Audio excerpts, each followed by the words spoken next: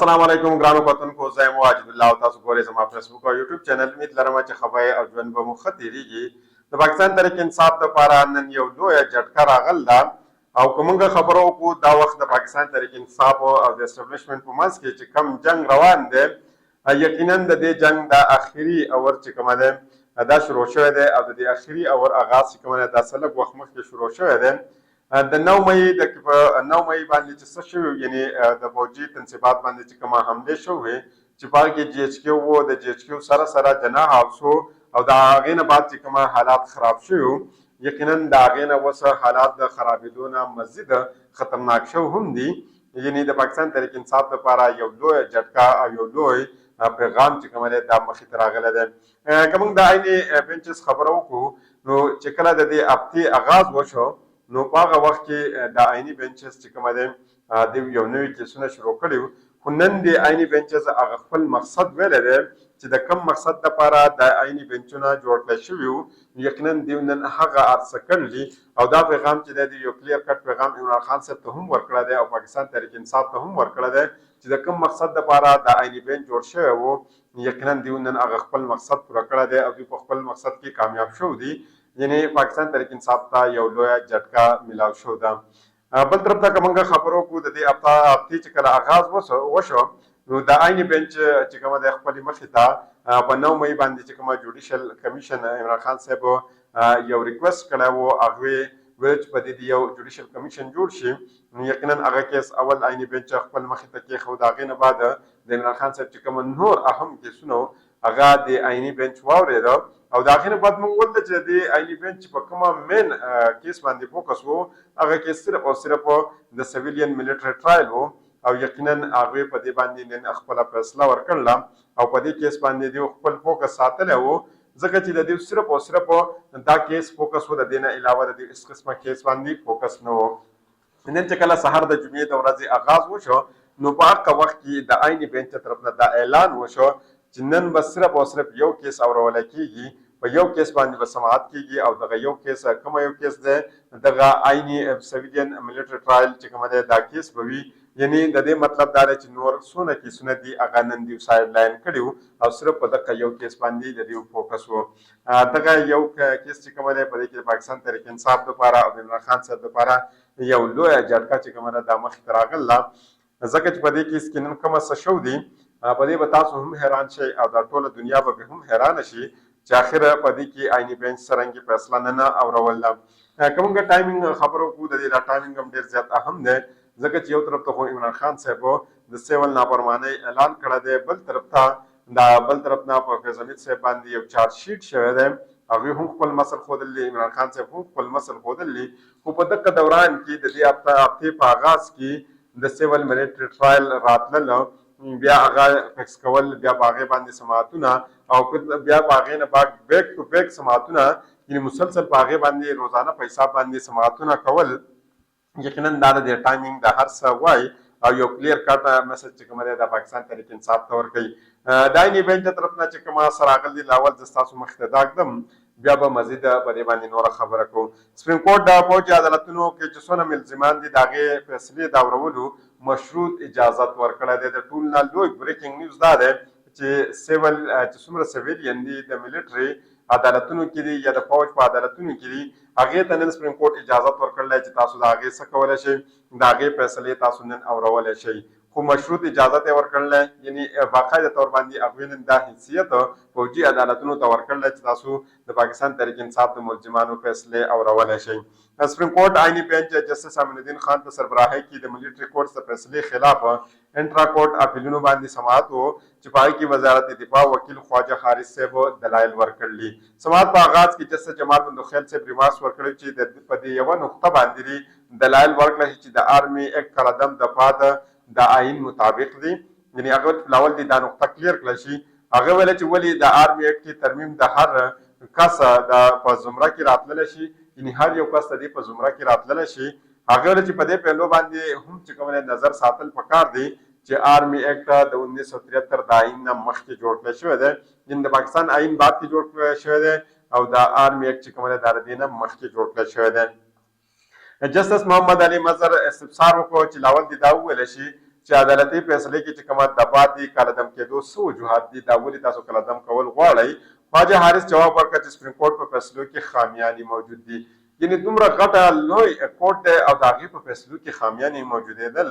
یقینا دا ډېر حیران کن دی. او که په دې کې خامیانې موجود دي د سپریم کورټ دا خامیانې په خپله ولې د دې خپل فیصلو نه لرې کوي. یعنې چې کومه پوجي عدالتونه دي هغې ته څه ضرورت جوړېږي چې هلته دي دا فیصلې رسوي. جسټس محمد علي مظهر ریمارکس دا ورکړه چې پرون ما تاسو ته دا ویلي چې د 9 مۍ واقعات تفصیلات دې موږ ته فراهم کړه شي. په فلحال هغې ویلي چې زموږ مخکې ته صرف د کور کمانډر هاوس چې کومه کیس دی دا موجود دی او که چېرته تاسو غواړئ چې دا کیس صرف د کور کمانډر هاوس پورې پاتې کړی شي نو د دې په حوالې سره هم تاسو موږ ته ووایئ. نو د هغې په جواب کې اډیشنل اټارني جنرال چې کوم دی هغوی جواب ورکړو. هغې ویلي چې پوره تفصیلات نن سهار زموږ مخې ته راغلي. نو هغې ویلي چې زه به په یو بل متفرق یعنې په یو جدا چې درخواست په هغې کې به زه دا هر څه ستاسو مخې ته جمع کړم او تاسو ته به راوړم. بایني بینک کې شامل جسټس مسرت هلالي سوال وکړو چې کومه دفعات کالعدم ګرځول پکار دي د هغې په تحت چې څومره ټرایل وي هغه ټرایل به څرنګه وي. یعنې کومه پوینټ یا کومه څه تاسو کالعدم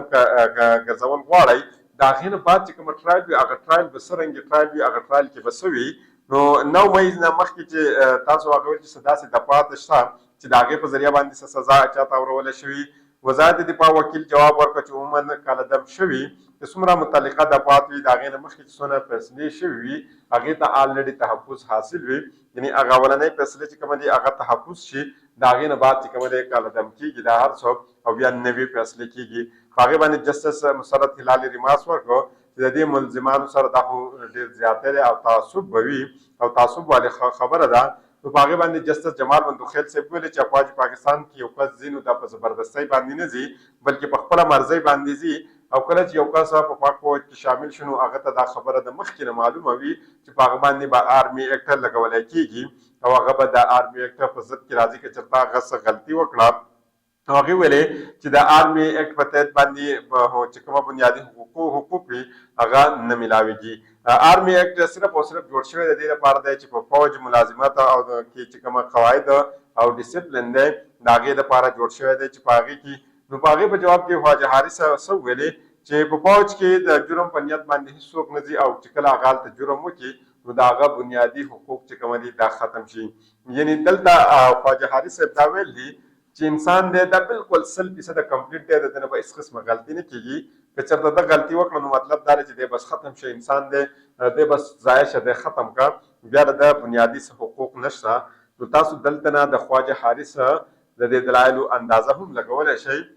یقینا خواجه حارث صاحب ته هم په دې کې سوچ کول پکار دی چې آیا تاسو څه کول په دې وخت کې. جسټس جمال بندوخیل صاحب دا وویل چې اپیل د سپریم کورټ صرف اپیل کنندگان چې دي هغې استعداد نه پورې به دا محدود ساتلی کېږي. عدالت فیصلې دیګر چې څونه نوره پهلو دي د هغه جایزه به هم اخیستلی کېږي. بل طرف ته جسټس حمید الدین خان ریمارکس ورکړی چې فریقین په خپل مروضاتو پورې به ساتلی کېږي او عدالت د دې نه مخکې ځي یعنې عدالت به تر دغې پورې باونډ نه وي.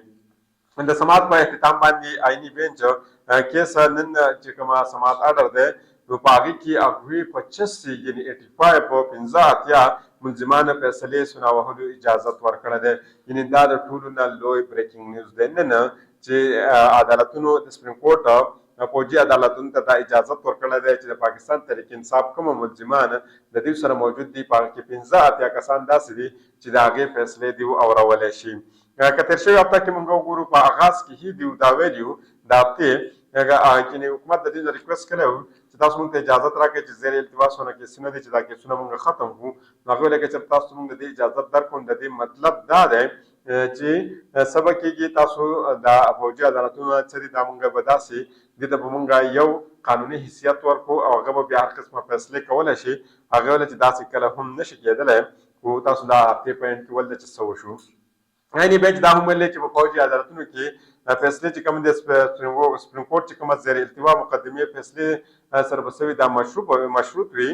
چې کومه ملزمانو ته سزاګانو کې رعایت میلاویږي نو هغې ته د رعایت ورکړله شي او هغوی دې ولېږلی شي او کومه ملزمانو ته چې نه میلاویږي نو هغې ته دې سزاګانې ورکړله شي او بیا دې چېرته ولېږلی شي جیل ته دې ولېږلی شي. عدالت د ملیټري کورټس کې سماعت د موسمي سرما د چټیانو نه بعد پوری ملتوي کړی دی د یخنیانو د چټیانو نه بعد پوری به دا ملتوي وي او د یخنیانو چټیانې د 22 دسمبر نه وي او د یو پیلنۍ دویم یا دریم یا څلورم جنوري پورې وي نو تاسو دلته نه اندازه لګولی شئ. پاکستان تحریک انصاف ته نن دا کلیر کټ میسج ورکړل شوی دی عمران خان صاحب ته چې څه تا که غواړې او څه کې نو یقینا موږ هم څه کولی شو. او عمران خان صاحب د فیض حمید صاحب په کیس کې دننه راوستو خبرې هم کېږي او ډېر خلک لګیا دي په دې باندې. خو حیرانکن خبره دا ده چې پاکستان تحریک انصاف چې کومه موجوده لیډرشپ دی د جیل نه بهر یقینا دوی بالکل سملاستلي دي او عمران خان صاحب پرون هم په دې حوالې سره خبره کړله چې زه خو په دې باندې عدم اعتماد نه کوم. خو ماته حیرانګۍ خبره دا ده چې دوی بهر ناست دي او اخر دوی څه کوي دوی څه لګیا دي. ماته چې کوم معلومات ملاویږي دوی بهر ډېر خوشحاله دي د یو بل سره ملاویږي او دوی هېڅ قسمه څه نه کوي او پراته دي بالکل. او تاسو ولید چې حالات دغه ځای ته ورسېد چې سویلین چې کوم ملټري کورټس کې د هغوی ټرایل دغه دی روان دی. خو عمران خان صاحب ته دا خبره واضح کړه شو دا چې ټول څونه سټیک هولډرز دي هغه زموږ سره ان بورډ دي. که ته څه کول غواړې نو په دې سیسټم کې به دن نه کېږي د دې نه بهر په دې کې هېڅ هم نه کېږي. یقینا دا د پاکستان تحریک انصاف لپاره یو لویه ډچکا وه. کوشش کوم مزید ډیټیل تاسو مخکې کړم په بله ویډیو کې د بلې ویډیو پورې ماته اجازت راکړئ. د الله په امان.